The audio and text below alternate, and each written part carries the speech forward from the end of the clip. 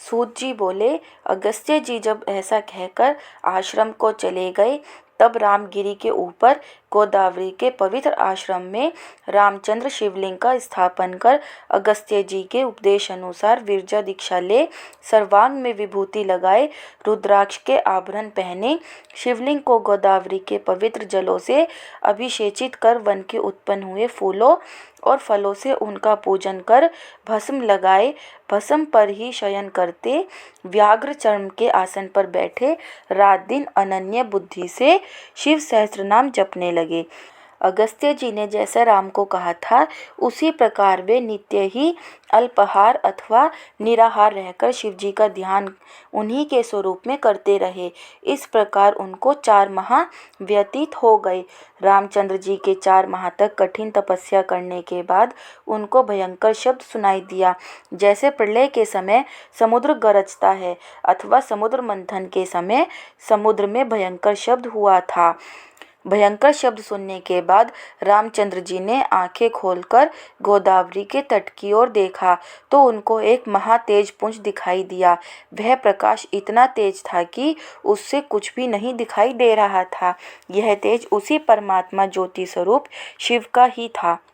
सूत जी ऋषियों को कह रहे हैं कि हे द्विज श्रेष्ठ, जब रामचंद्र जी ने उस महातेज को देखा तो उन्होंने विचार किया कि ऐसे ध्यान के समय ये दैत्य लोग बाधा डालते हैं, अतः यह उन्हीं की माया है। वे इस रहस्य को नहीं समझ सके। रामचंद्र जी ने इसे दैत्यों की माया समझकर उसे छिन्न भिन्न करने के लिए अपने बड़े धनुष को उठाकर तीक्ष्ण बाण की ओर दृष्टिपात करने लगे कि इस माया को मैं नष्ट कर दूं। श्री रामचंद्र ने जो भी शस्त्र विद्या विश्वामित्र से सीखी थी, उन सभी प्रकार के मंत्रों का प्रयोग करते हुए उन्होंने अपने बाण उस मायावी तेज को नष्ट करने के लिए छोड़े। रामचंद्र जी के इन बाणों का तेज इतना था कि वे इन दैत्यों की माया को पूर्णतया नष्ट करने में सक्षम थे, किंतु इनके बाण उस महातेज में विलीन होते गए।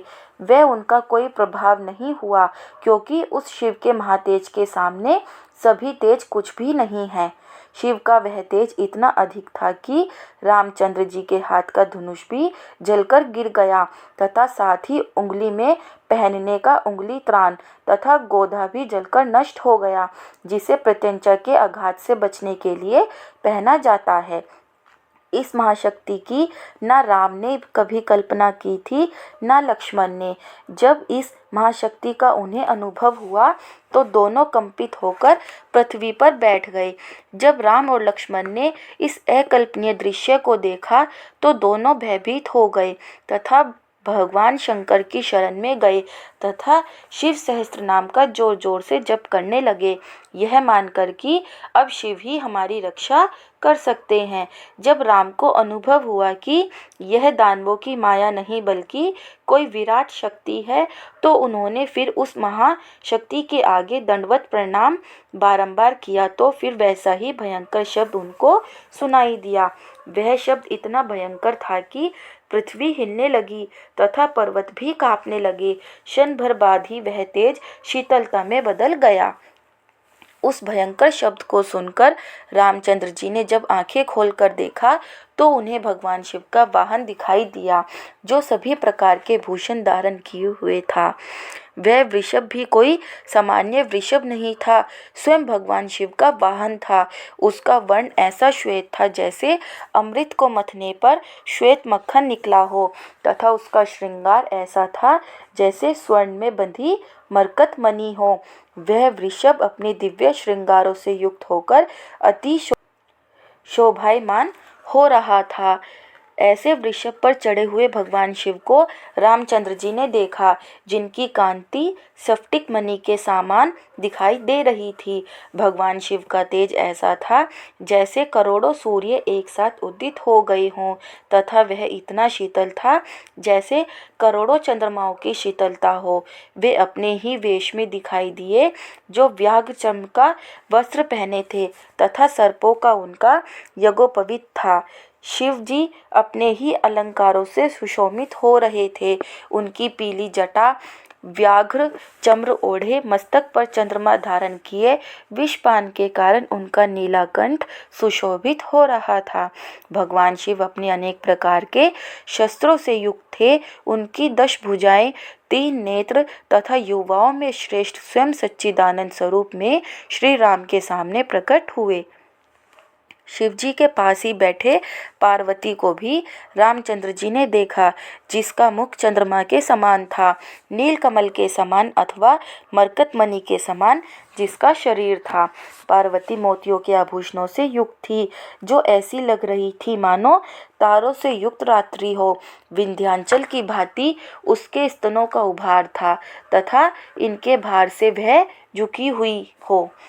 पार्वती के वस्त्र ऐसे महीन थे कि पता ही नहीं चल पा रहा था कि वे है अथवा नहीं, तथा शरीर पर दिव्य गंध लगी हुई थी तथा दिव्य ही आभूषण धारण किए हुए थी। रामचंद्र जी पार्वती के सौंदर्य को देख रहे हैं कि वह दिव्य माला धारण किए हुए हैं। नेत्र नीलकमल के समान है, टेढ़े केश हैं, अधर और होठ लाल हैं, ऐसा उसका रूप है। पार्वती जी शिव जी के आलिंगन से रोमांचित हैं, जो उस सच्चिदानंद त्रिलोकी की माता हैं। रामचंद्र जी ने पार्वती को देखा कि वह सृष्टि की सभी सुंदर पदार्थों के भी सार रूप जो पदार्थ हैं उनका भी सार है। उन्होंने देखा कि शिव और पार्वती के साथ कई देवगण भी अपने अपने वाहनों पर सवार होकर वहां आए हैं, जो अपने अपने आयुध भी हाथ में लिए हुए हैं। इंद्र आदि दिक्पालों से सेवित बृहदत्थ आदि सामगान करते अपनी अपनी स्त्रियों के साथ वहां आए हैं। और सबसे आगे गरुड़ पर चढ़े शंख चक्र गदा और पद्यधारे नील मेघ के समान शरीरधारी बिजली के समान कांतिमान लक्ष्मी से युक्त एकाग्र चित्त से रुद्र अध्याय का पाठ करते हुए जनार्दन और पीछे हंस पर चढ़े हुए चतुर्मुखी ब्रह्मा जी को देखा। चारों मुखों से ऋक यजु साम और अथर्व इन चारों वेद तथा रुद्र सूक्त का जप करते बड़ी दाढ़ी और जटा धारण किए सरस्वती सहित महेश्वर की स्तुति करते।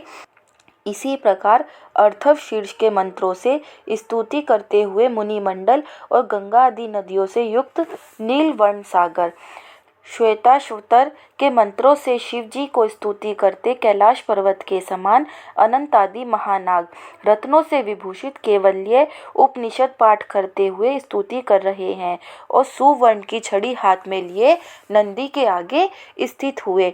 दक्षिण की ओर पर्वत के समान मूषक पर चढ़े गणेश जी और उत्तर की ओर मयूर पर चढ़े कार्तिकेय, महाकाल और चंडेश्वर पार्षद गण सेना नायक भयंकर मूर्तिधारे इधर उधर स्थित देवअग्नि के समान दीप्तिमान दूर स्थित कालअग्नि रुद्र 3 चरण हैं, जिसके और कुटिल मूर्ति वाले प्रमथगण तथा उनके अग्रभाग में नृत्य करने वाले भृंगी रीटी ऐसे अनेक मूर्ति वाले करोड़ों प्रमथगण और अनेक प्रकार के वाहनों पर स्थित चारों और मात्र मंडल और पंचाक्षरी विद्या जपने में तत्पर सिद्ध विद्याधरा आदिक और दिव्य रुद्र के गीत गाते हुए किन्नरों के समूह और त्र्यंबकम यजामहे इस मंत्र को जपने वाले ब्राह्मणों के समूह, आकाश में वीणा बजाकर गाते और नाचते हुए नारद और नाट्य की विधि से नृत्य करते हुए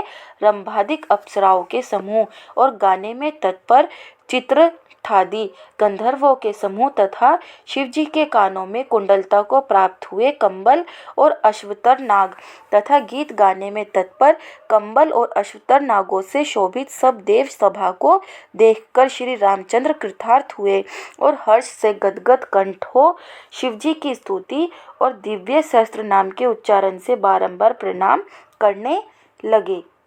अर्थात श्री रामचंद्र ने देखा कि समस्त देवताओं के समूह नाग किन्नर गंधर्व ब्राह्मण तथा स्वयं ब्रह्मा विष्णु नारद गणेश कार्तिकेय आदि सभी वहां शिव का गुणगान करते उपस्थित हो गए।